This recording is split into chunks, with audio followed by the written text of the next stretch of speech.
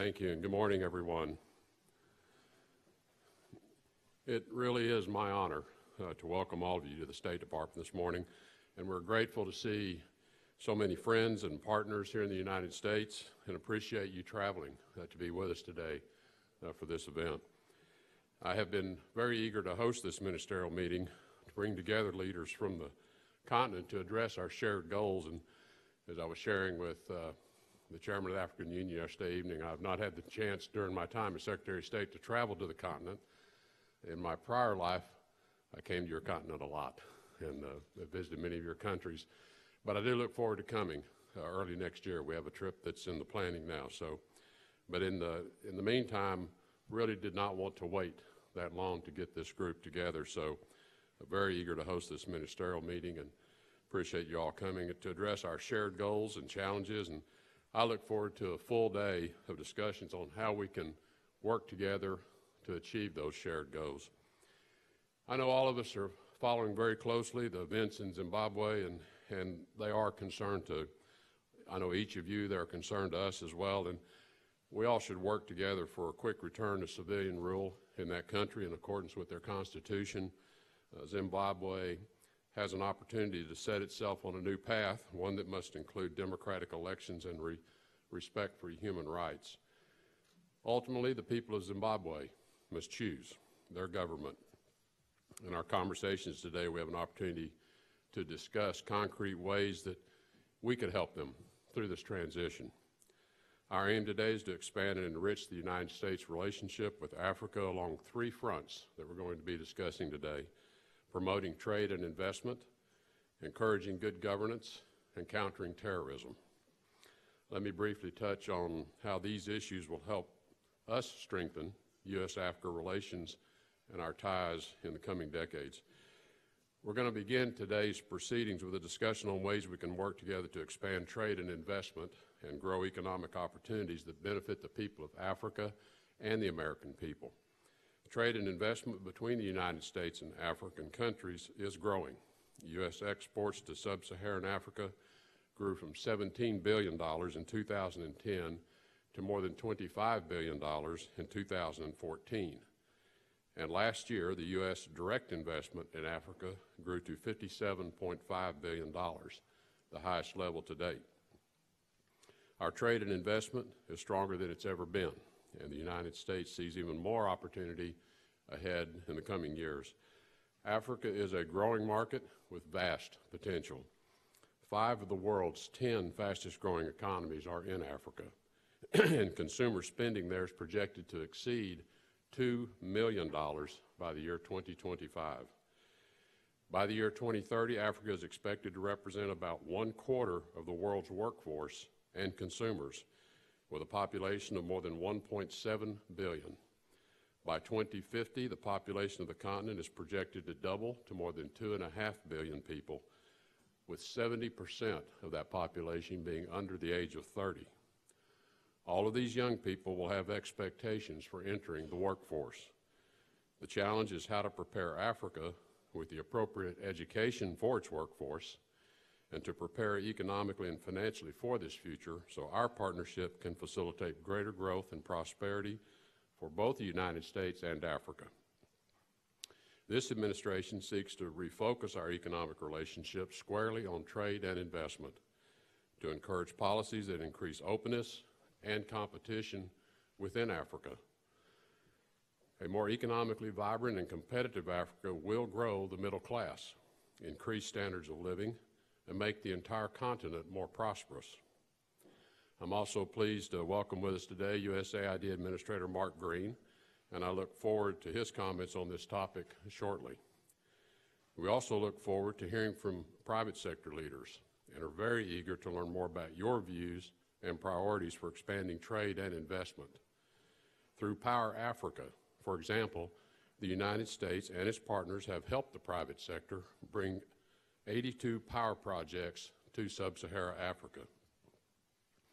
But economic growth and lasting prosperity can only thrive in environments of good governance.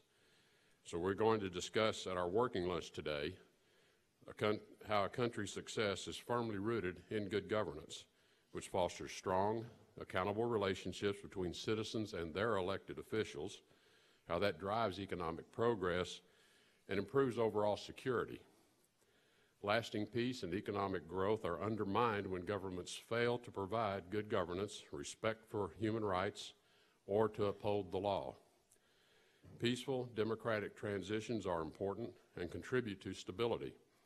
But democracy is not just about elections, and elections are neither the first nor are they the final step in the long road to building resilient democracies. Democracy requires the inclusive, peaceful participation of a nation's citizens in the political process.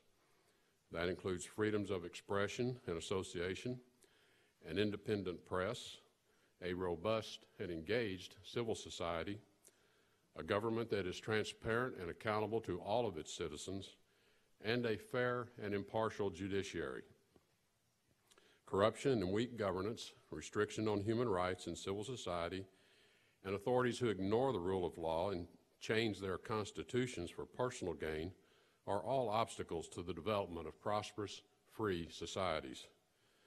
In fact, an African Union study estimated that corruption costs the continent roughly $150 billion a year.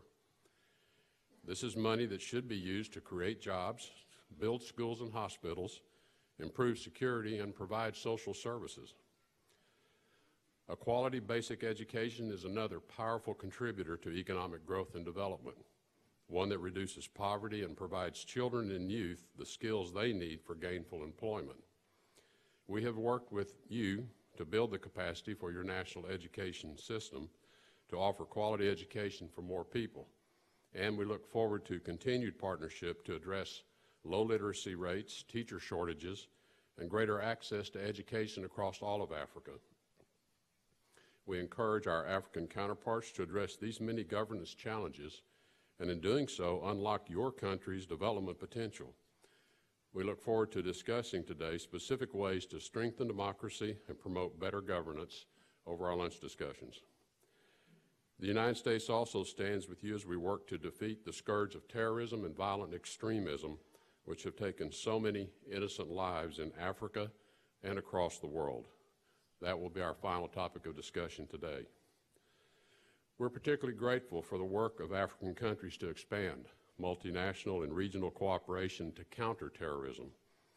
The United States is committed to partnering with you to defeat ISIS, Al-Qaeda, and other terrorist groups across your continent. Just last month, I announced the United States pledged up to an additional $60 million in funding to support the G5 Sahel Joint Force in counterterrorism efforts and to bolster our regional partners in their fight to provide security and stability. The United States, as the largest peacekeeping capacity building contributor, is also helping over 20 African countries train, deploy, and sustain peacekeepers. This year, such efforts have already supported the training of more than 27,000 African peacekeepers to the UN and AU missions. But we recognize that the force of arms alone is insufficient.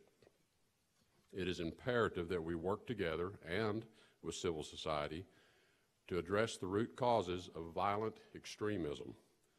To create sustainable peace, we must also combat marginalization, strengthen accountability, and create more economic opportunity. Before I conclude, let me stress that the United States seeks greater support from our African partners on growing global security matters, including North Korea. We appreciate the statements condemning DPRK's missile launches that many of your governments have made.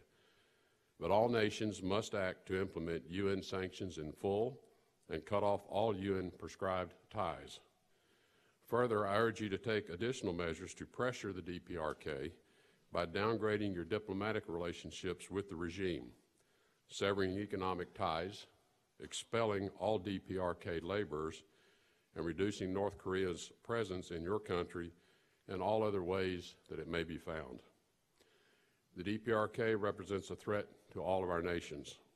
Everyone, including each country represented here today, must play a part in this peaceful pressure campaign to convince the DPRK that the only way to achieve true security and respect from the international community is to abandon its current path and choose a meaningful dialogue about a different future. The United States will continue to support your efforts to secure your citizens, encourage stronger institutions and better governance, and promote greater economic growth for each of your countries. I really do look forward to our time together today, and in particular to hear how you are working to address these challenges and how we can learn from your experience and strengthen this already very fruitful partnership. Thank you very much.